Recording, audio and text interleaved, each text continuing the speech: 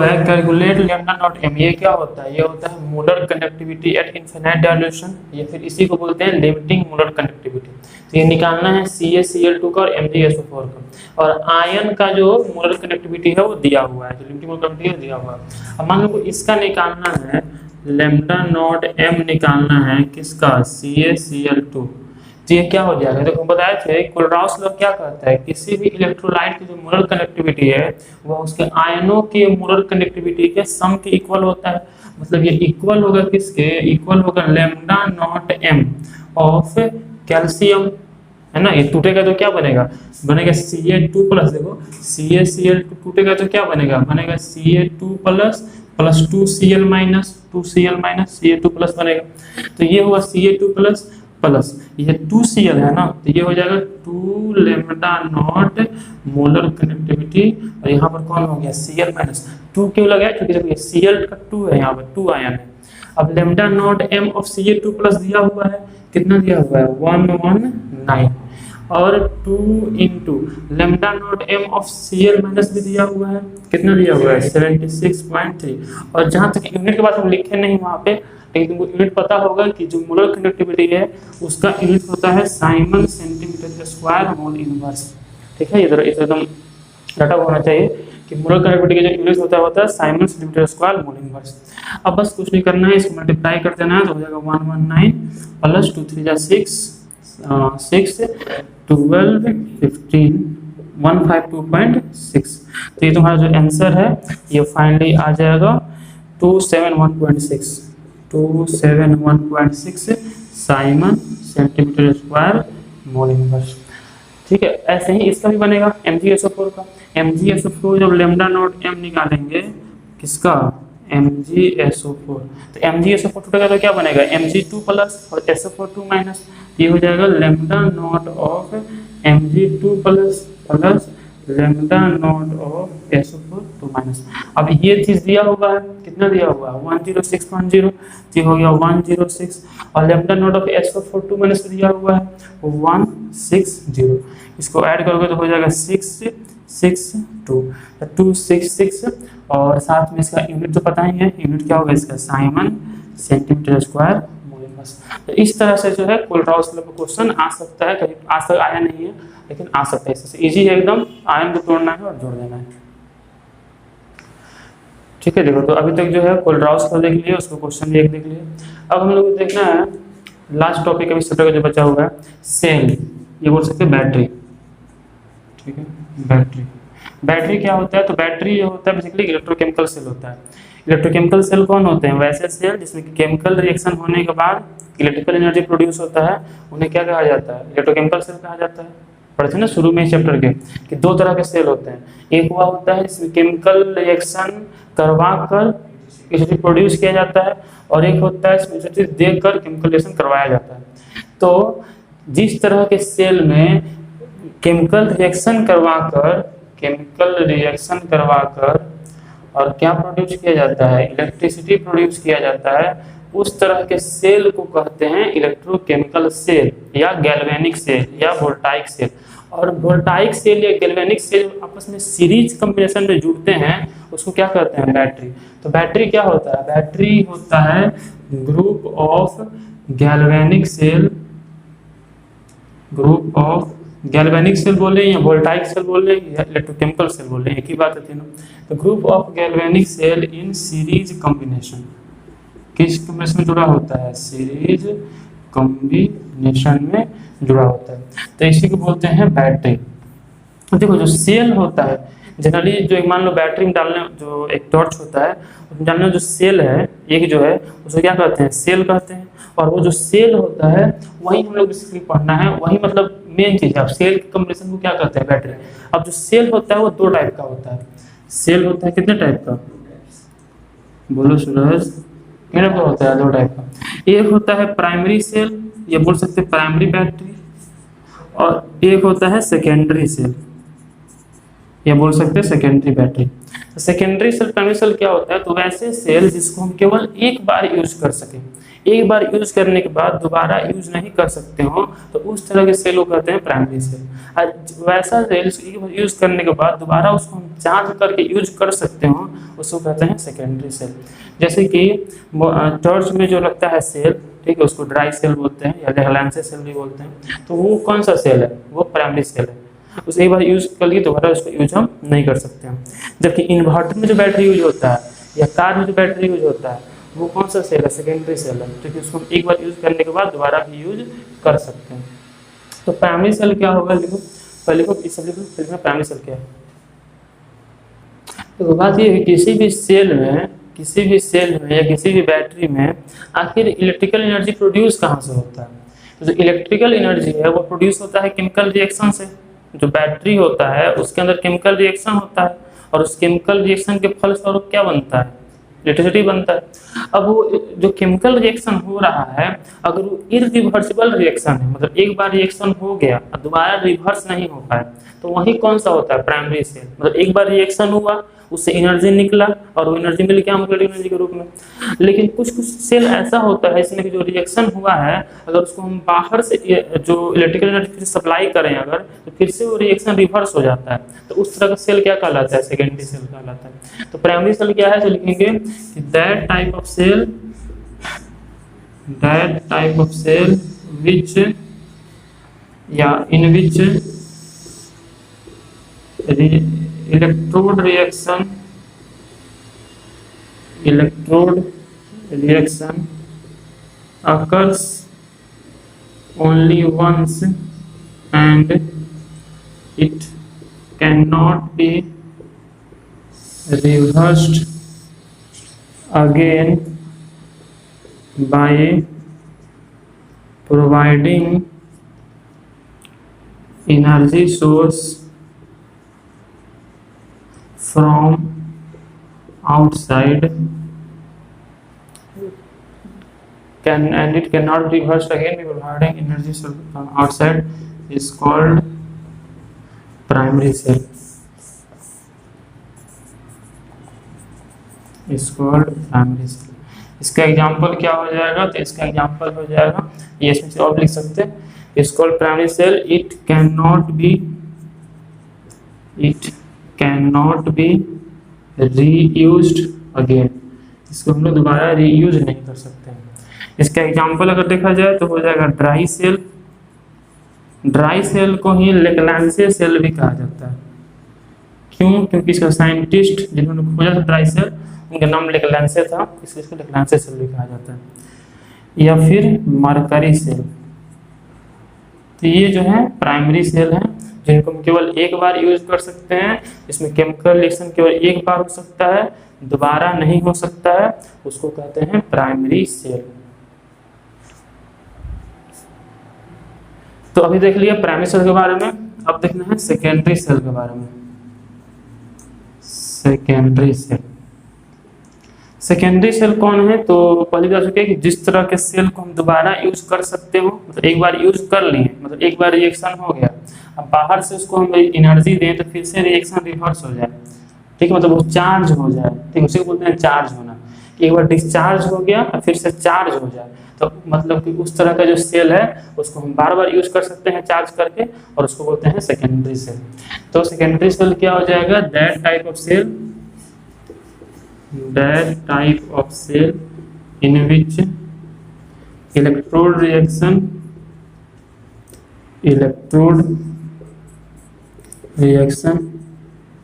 can be reversed by providing energy from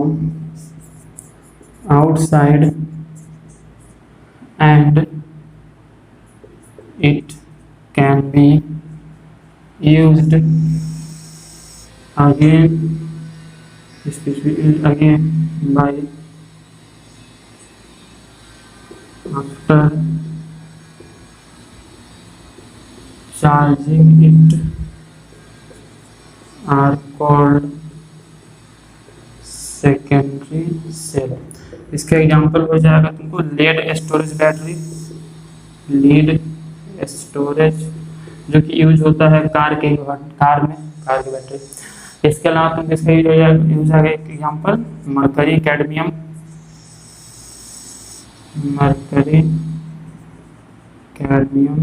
battery, ये इसका example हो जाएगा। ठीक है, जिसको हम बार बार यूज कर सकते हैं उसको बोलते हैं प्राइम सेकेंडरी सेल, और जिसको केवल एक बार यूज कर सकते हैं उसको बोलते हैं primary cell.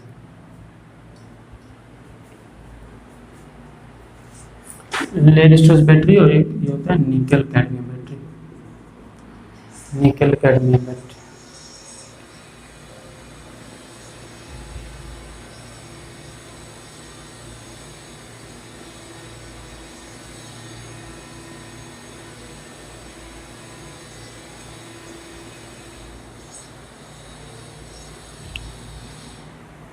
That type of cell in which electrode reaction, मतलब जो रिएक्शन इलेक्ट्रोड पर हो रहा है, कैन बी रिवर्स, उसको हम रिवर्स कर सकते हैं by providing energy from outside. कैसे रिवर्स कर सकते हैं? बाहर से एनर्जी प्रोवाइड करके। And it can be use again after charging, और उसको हम दोबारा यूज कर सकते हैं चार्ज करने के बाद। These are called secondary cell. से क्या कहा जाता है? सेकेंडरी सेल कहा जाता है। एग्जाम्पल हो गया lead storage battery, nickel cadmium battery, ये सब हो गया। और इसका यूज कहाँ होता है? तो जो इन्वर्टर है ना, जो कार में बैटरी है, वो सब सेकेंडरी सेल का एग्जाम्पल है। तो ये तो पढ़े प्राइमरी सेल और सेकेंडरी सेल। एक तरह का और सेल होता है, हालांकि वो अलग तरह का सेल नहीं है, इन्हीं का टाइप है, फ्यूल सेल। ठीक है, बहुत फेमस सेल है, एग्जाम में खूब आता है फ्यूल सेल। फ्यूल सेल क्या होता है? तो जब समझो फ्यूल सेल होता क्या है, फिर खुद बताना ये प्राइमरी सेल है कि सेकेंडरी सेल है। फ्यूल सेल क्या होता है? तो फ्यूल सेल वैसे तरह के सेल होते हैं जिसमें हम फ्यूल डालते हैं। फ्यूल मतलब कि इसमें या तो फ्यूल जो है वो मेथेन होता है, मतलब कोई हाइड्रोकार्बन होता है, या तो हाइड्रोजन होता है, या ऑक्सीजन होता है, उसको इनमें दिया जाता है। और उसका जो केमिकल रिएक्शन होता है उसको ये सीधे चेंज कर लेता है इलेक्ट्रिकल एनर्जी में। तो उस तरह का जो सेल है उसको फ्यूल सेल कहा जाता है। इसमें कि क्या किया गया, जैसे मान लो कि इसका सबसे सफल इसका प्रयोग हुआ था वो था अपोलो मिशन में। जो अपोलो मिशन हुआ था, अंतरिक्ष मिशन जब हुआ था अपोलो मिशन, तो अपोलो मिशन में जो है सबसे ज़्यादा इसका अच्छा उपयोग हुआ था। उस समय जो है उसमें जो सेल यूज़ किया गया था रॉकेट में, वो फ्यूल सेल यूज़ किया गया था, और उसमें फ्यूल के रूप में हाइड्रोजन और ऑक्सीजन दिया गया था। अब होता क्या है कि जब हाइड्रोजन ऑक्सीजन में रिएक्शन होता है तो बहुत ज़्यादा मात्रा में एनर्जी रिलीज होता है, और उस एनर्जी से जो है रॉकेट जो प्रोपल्शन का काम है वो हुआ, और उसमें बाई प्रोडक्ट क्या बनता है? H2O बनता है। H2O ऑटोमेशन होगा, क्या बनेगा? H2O बनेगा। और वो जो H2O है उसका यूज जो एस्ट्रोनॉट्स थे, जो अंतरिक्ष यात्री थे, वो उसको पीने के लिए किए, तो वो फ्यूल सेल था। ठीक है, फ्यूल सेल क्या होता है कि ऐसा तरह का गैल्वेनिक सेल होता है जो कि डायरेक्टली फ्यूल्स का, फ्यूल मतलब कौन? फ्यूल मतलब पेट्रोल डीजल से नहीं, फ्यूल मतलब या तो कोई हाइड्रोकार्बन या ऑक्सीजन, हाइड्रोजन, इन सब का जो केमिकल एनर्जी है उसको सीधे कन्वर्ट करता है किसमें? इलेक्ट्रिकल एनर्जी में। उस तरह का सेल कहलाता है फ्यूल सेल। फ्यूल सेल जो है इसका बहुत सारे एडवांटेज है, बहुत सारा इसका फायदा है। क्या क्या फायदा है? इसका पहला एडवांटेज तो ये होता है कि इसकी इफिशियंसी बहुत हाई होती है। ऐसे मान लो कि ये जो इलेक्ट्रिकल एनर्जी आ रहा है, ये जो बिजली आ रहा है, ये बिजली कहाँ से आ रहा है? थर्मल पावर प्लांट से आ रहा है। थर्मल पावर प्लांट में पहले फ्यूल जल रहा है, मतलब कोयला जो भी जल रहा है, उससे पानी उबल रहा है, उससे स्टीम बन रहा है, वो स्टीम जा रहा है, उससे टरबाइन घूम रहा है, टरबाइन घूम रहा है तब बन रहा है इलेक्ट्रिसिटी, और फिर वो आ रहा है। इस दौरान क्या हो रहा है कि बहुत सारा एनर्जी नष्ट हो रहा है। एक तो पानी उबलने में बहुत सारा एनर्जी नष्ट हुआ, उसके बाद टरबाइन घूमा, वहाँ पर केमिकल एनर्जी नष्ट हुआ, है ना। उसके बाद ये इलेक्ट्रिसिटी आ रहा है, इसमें बहुत सारी एनर्जी नष्ट हो रहा है तार के माध्यम से आने में। तो मतलब कि जितना केमिकल एनर्जी है उन फ्यूल्स में, उसका 30 से 40% ही यहाँ पर आ पा रहा है, बाकी सब बीच में खत्म हो जा रहा है ना, खत्म हो जा रहा है। जबकि जो फ्यूल सेल है इसका जो इफिशियंसी है वो 70 से 80% होता है। मतलब कि थर्मल पावर प्लांट में जो ये सेल हो रहा है, जो यूज हो रहा है, जो ये बन रहा है, उसके तुलना में जो इसकी एफिशिएंसी कितनी होती है? 70 से 80%। मतलब ये बहुत ही ज़्यादा एफिशिएंट होता है, पहली बात। दूसरी बात कि इसमें किसी भी तरह का पॉल्यूशन नहीं हो रहा है ना। H2O तो मान लो बिना मिला और H2O बना, उसमें क्या कुछ पॉल्यूशन हुआ? कुछ पॉल्यूशन नहीं हुआ। जबकि जब कोयला जल रहा है या कोई भी फ्यूल जल रहा है तो उससे पॉल्यूशन होगा, carbon dioxide, carbon monoxide gas उससे निकलेगा, तो वो यहाँ पर नहीं हो रहा है। Second advantage. थर्ड एडवांटेज ये है कि ये जो है बहुत हल्का होता है। जैसे मान लो कि हमको अंतरिक्ष में अगर ले जाना है, अगर पेट्रोल ले जाना होता ये केरोसिन ले जाना होता तो कितना भारी पड़ता, और वहीं हाइड्रोजन ऑक्सीजन ले जाना तो आसान है, हाइड्रोजन ऑक्सीजन बहुत हल्का है, तो मतलब बहुत ज़्यादा ये लाइट है, इसको कैरी करना बहुत आसान है। तो ये सब कुछ एडवांटेज है फ्यूल सेल का। फ्यूल सेल क्या है, तो it is a type of galvanic cell. अच्छा, गैल्वेनिक भी कौन cell, primary secondary cell, primary cell. तो यही थोड़ा समझने वाला बात था। सेकेंडरी की बोला कि इसको बार बार हम यूज़ कर रहे हैं, लेकिन बार बार यूज़ करने के लिए हमको फ्यूल पावर देना पड़ रहा है ना। सेकेंडरी सेल कौन होता है, जिसमें जो रिएक्शन हुआ वहीं फिर से रिवर्स हो जाए। तो क्या ऐसा है कि H2O जो है बना, H2O मिलकर H2O बना, फिर वहीं फिर रिवर्स नहीं हो रहा है, उसमें बाहर से देना पड़ रहा है और फिर रिवर्स नहीं हो रहा है। तो ये कौन सा सेल हुआ, प्राइमरी सेल है, ठीक है। तो इसको लिखेंगे it is a type of, it is a type of galvanic cell which is designed in such a way that it directly converts chemical energy of fuels such as H2O2, methane and other hydrocarbon into electrical energy। इसका advantage क्या क्या हो जाएगा, तो इसका advantage ये पूछता है एग्जाम में कि what are fuel cell and what is its advantage. तो पहला एडवांटेज तो ये हो जाएगा कि it is very efficient as it is able to convert 70% 70 to 80% of chemical energy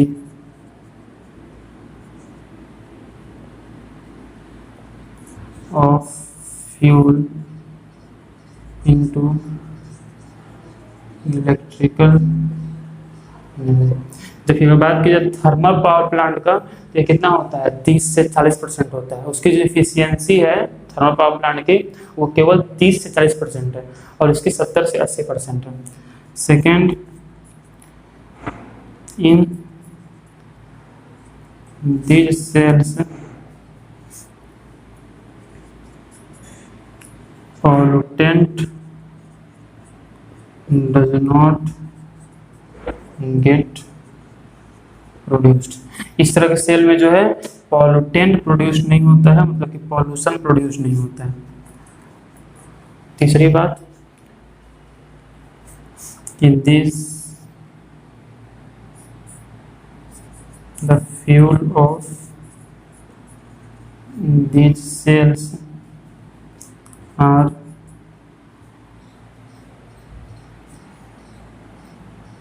convenient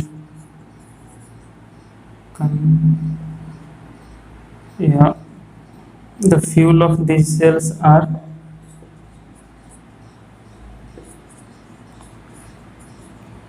convenient to carry। इस तरह के सेल का जो फ्यूल है उसको हम आसानी से कैरी कर सकते हैं, कन्वीनियंसी है इसको कैरी करने में। फ्यूल सेल क्या होता है, it's a type of galvanic cell. यह गैल्वेनिक सेल का एक प्रकार है।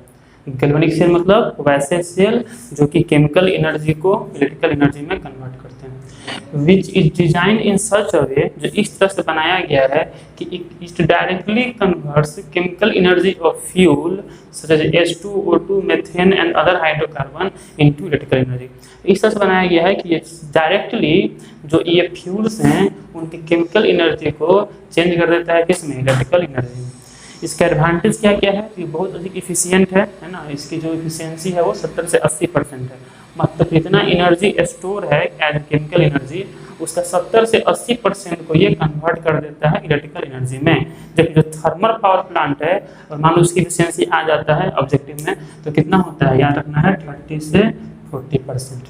मतलब मान लो कि अगर 100 जूल एनर्जी है, ठीक है, तो अगर वो थर्मल पावर प्लांट में जाएगा तो उससे 30 से 40 जूल ही निकल के बाहर आ पाएगा, बाकी सब नष्ट हो जाएगा। जबकि इसमें से 70 से 80 जूल निकल कर आएगा, मतलब बहुत ही अधिक इफेक्टिव है ये। सेकेंड, इसमें पॉल्यूशन प्रोड्यूस नहीं होता है ना, जो बाई प्रोडक्ट प्रोड्यूस होता है वो वाटर होता है, या फिर जो है ऑक्सीजन होता है, या फिर जो है कार्बन डाइऑक्साइड भी हो सकता है। लेकिन जितना पॉल्यूशन इनसे होता है, थर्मल पावर प्लांट से होता है, उतना इससे नहीं होता है। थर्ड चीज़ क्या है कि इसको कैरी करना आसान है, क्योंकि ये हल्का है। जो फ्यूल्स हैं वो बहुत ही हल्के होते हैं, हाइड्रोजन ऑक्सीजन बहुत हल्का चीज़ है, तो कैरी करना इसको आसान है। अब इसमें एक लास्ट टॉपिक है कोरोजन, ठीक है, कोरोजन। कोरोजन क्या होता है, तो नाम सुने होंगे, रस्टिंग ऑफ आयरन, है ना, लोहा में जंग लगना। तो वो क्या है, कोरोजन का एग्जाम्पल है। टर्निशिंग ऑफ सिल्वर, मतलब कि जो सिल्वर होता है, जो चांदी होता है, वो मलिन हो जाता है, उसके ऊपर ब्लैक कोटिंग कुछ आ जाता है, टर्निशिंग हो जाता है। या फिर देखे होगे जो कॉपर होता है या जो ब्रॉन्ज होता है, उसके ऊपर नीला का परत आ जाता है, ब्लू कलर का परत आ जाता है कॉपर के ऊपर या ब्रॉन्ज के ऊपर, तो वो जो क्या है, वो जो है रस्टिंग है, मतलब कोरोजन। नहीं, गोल्ड पे नहीं, गोल्ड पर हो सकता है, लेकिन गोल्ड पर होने में बहुत टाइम लगता है, क्योंकि गोल्ड है नहीं हो सकता गोल्ड पे, क्योंकि गोल्ड है, प्लेटिनम है, ये सब जो है इनर्ट मेटल है, जो कि रिएक्शन नहीं करता है। पहली बात ये देखो कोरोजन क्या है, तो कोरोजन एक बहुत ही ब्रॉड टर्म है। ठीक है, मतलब हो गया कि जब किसी भी मेटल का सरफेस, इसलिए कोरोजन जो है इंग्लिश का टर्म है। कोरोजन मतलब क्या होता है, जब कोई भी जो सरफेस है वो खत्म होता है धीरे धीरे। ठीक है, जैसे कि मान लो कि जो ताजमहल है, उसमें एसिड रेन के कारण क्या हुआ है, ताजमहल की जो पूरी सुंदरता है वो खत्म हो गई है, क्योंकि एसिड रेन होता है। अब एसिड रेन कैसे होता है पता है ना, कि जो इंडस्ट्री है वहाँ से निकलता है गैस सल्फर डाइऑक्साइड, तुमको पढ़ना है बायोलॉजी में, सल्फर डाइऑक्साइड या नाइट्रोजन डाइऑक्साइड, ये जो गैस हैं ये जाकर रिएक्शन कर लेते हैं वाटर से।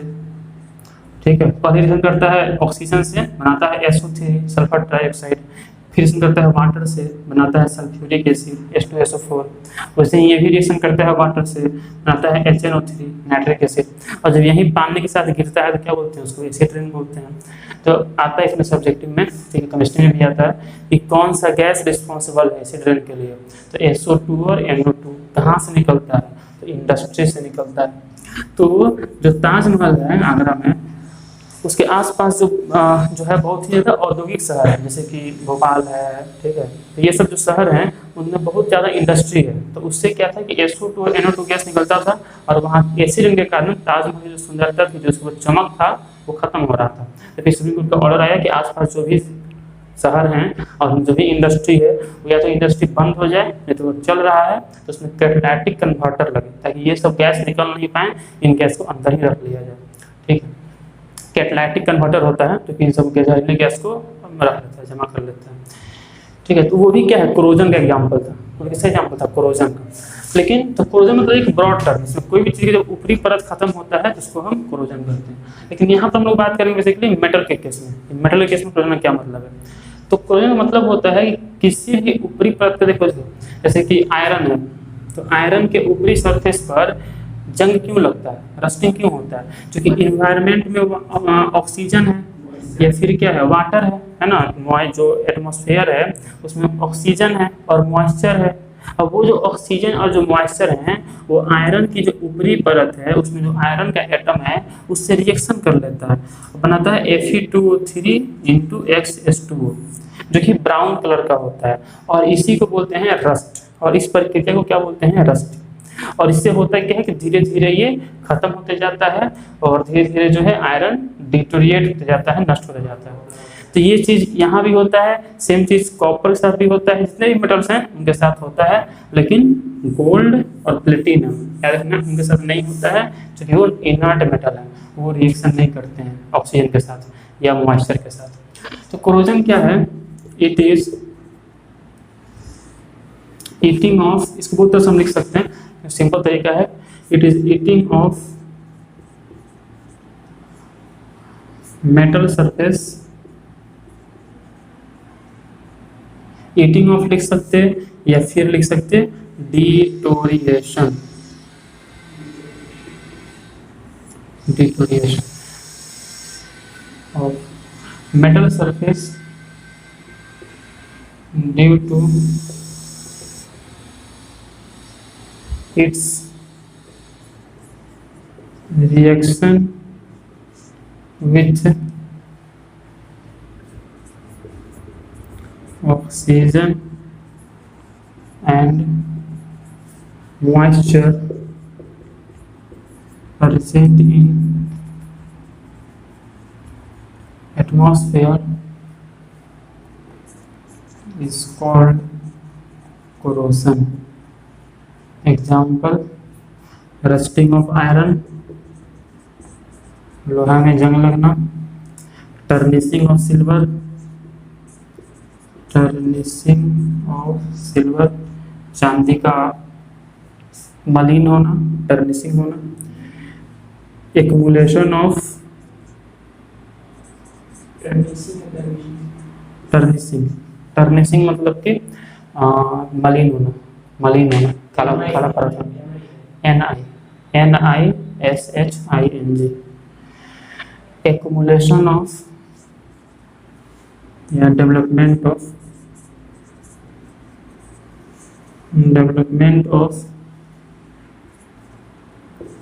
blue coating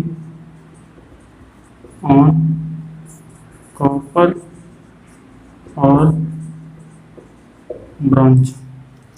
अच्छा, अब इसमें बात है कि हम लोग कैसे इसको रोक सकते हैं, कोरोजन को कैसे रोका जा सकता है। तो it is eating of metal surface due to its reaction with oxygen, मतलब मेटल सरफेस का ऑक्सीजन या फिर मॉइस्चर जो कहाँ प्रेजेंट है एटमॉस्फेयर में, उसके साथ उसका रिएक्शन होना और मेटल सरफेस का ईटिंग ऑफ होना मतलब नष्ट होना। जो रिएक्शन मतलब होता है नष्ट होना, इसका मतलब क्या होता है खाना, मतलब नष्ट होना, क्या कहलाता है, कोरोजन कहलाता है। कोरोजन का एग्जाम्पल कौन सा, रस्टिंग ऑफ आयरन, लोहा में जंग लगना, या फिर टर्निशिंग ऑफ सिल्वर, सिल्वर का मलिन होना, या फिर development of blue coating on copper और ब्रॉन्ज। अब बात है कि इसको हम लोग कैसे बचा सकते हैं, how to prevent rusting, rusting की हम बात करते हैं, how to prevent rusting of iron, यही बेसिकली एग्जाम में भी आता है। लेकिन सेम चीज़ कोरोजन के लिए भी यूज हो जाएगा। कोरोजन एक बहुत ब्रॉड टर्म है, कोरोजन जो है ये कोई मतलब साइंस का टर्म नहीं है, इंग्लिश का टर्म है। रस्टिंग जो है ये साइंस का टर्म, रस्टिंग मतलब हो गया आयरन में रस्टिंग, लेकिन कोरोजन एक ब्रॉड टर्म है। किसी भी चीज़ का अगर हानि हो रहा है, कोई भी चीज़ अगर नष्ट हो रहा है तो उसको हम बोल सकते हैं कि कोरोड हो रहा है, ठीक है, कोरोजन हो रहा है उसका, इसलिए हम लोग रस्टिंग यूज करेंगे। तो how to prevent rusting of iron, मतलब लोहा में जंग लगने से हम कैसे बचा सकते हैं। तो पहली बात है कि लोहा में जंग लग क्यों रहा है, क्योंकि जो उसका अपर सरफेस है लोहा का वो एटमॉस्फेयर के कांटेक्ट में है, एटमॉस्फेयर में जो ऑक्सीजन है जो वाटर है आके उसे रिएक्शन कर ले रहा है। तो अगर ऐसा हो जाए कि हम अपर सरफेस का जो कनेक्शन है वो एटमॉस्फेयर से काट दें तो वो रिएक्शन कर ही नहीं पाएगा। और वो कैसे हो जाएगा, पेंट करने से, है ना, पेंट, उसको पेंट कर दें या फिर ग्रीसिंग कर दें तो उससे उसका अब जो एटमॉस्फेयर है उससे उसका रिएक्शन टूट जाएगा और फिर जो उसमें रस्टिंग नहीं हो पाएगा। तो फर्स्ट चीज़ तो ये हो गया कि by separating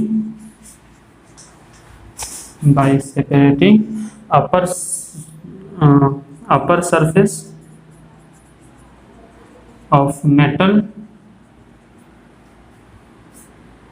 with atmosphere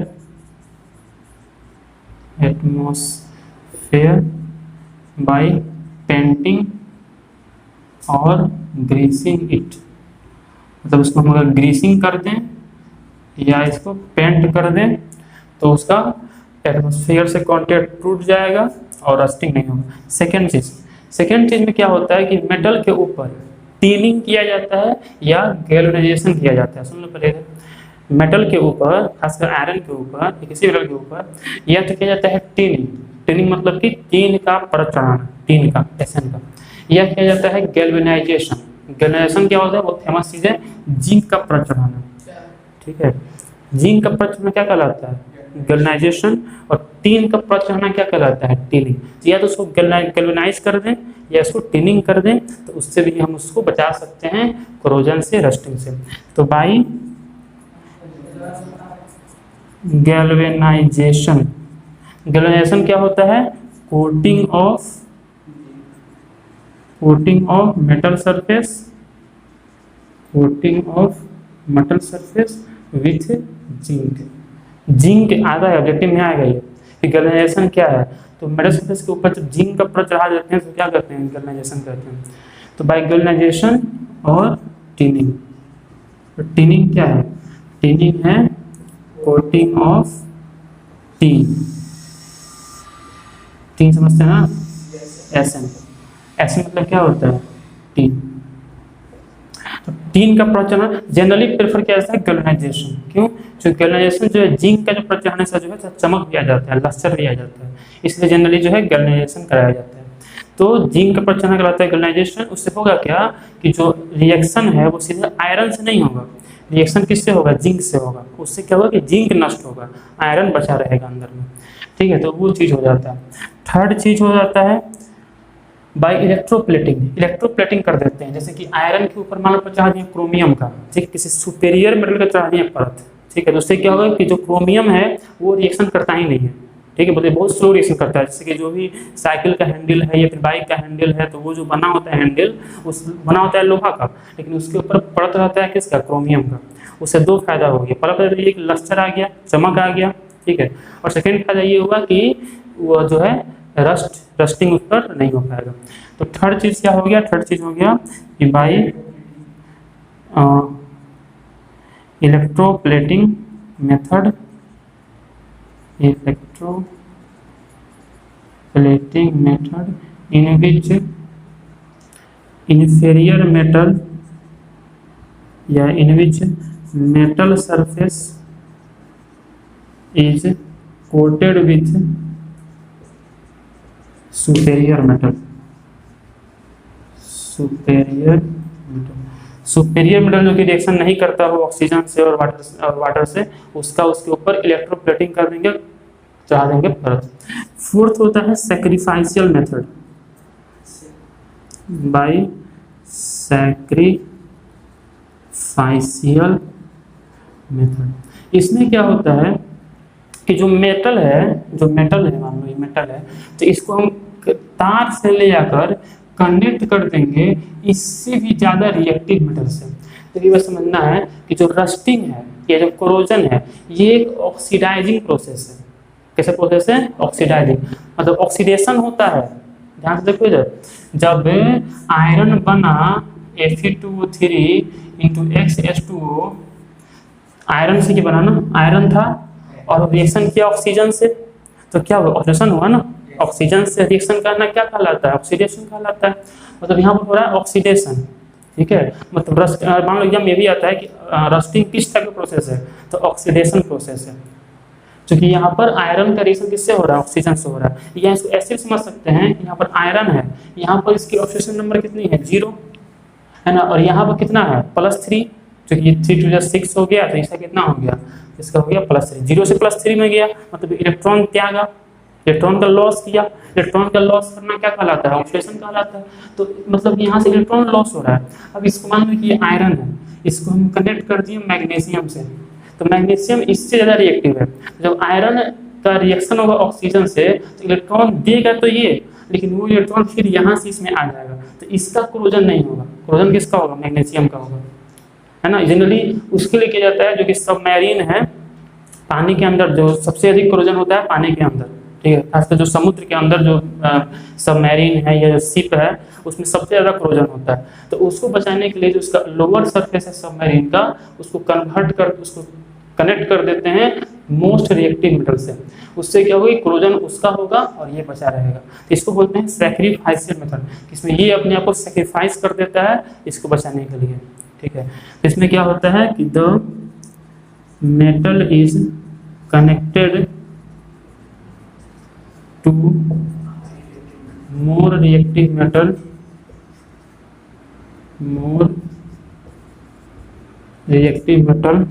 with wire due to which oxidation occurs of reactive metal and another metal remains safe। ठीक है, क्या किया गया, metal is connected to the more reactive metal, metal जो है वो ज़्यादा रिएक्टिव मेटल से कनेक्ट कर दिया गया विथ वायर, वायर के साथ, जिसके कारण ऑक्सीडेशन किसका होता है, रिएक्टिव मेटल का होता है, और दूसरा मेटल है वो सेफ रहता है, बचा रहता है। देखो इसको रटना नहीं है, इसको समझना है और अपने लैंग्वेज में लिखना है। हम भी इसके साथ नहीं कहीं किताब से, किसी किताब का लैंग्वेज नहीं है, समझना है और अपने लैंग्वेज में इसको लिखने का प्रयास करना है। सब एकदम आसान आसान चीज़ें इसको समझ लेना है, अपने भाषा में इसको प्रयास करना है ढाल लेने का। ठीक है, ठीक है, तो इसको लिख लिए। इसी के साथ ये चैप्टर होता है ख़त्म।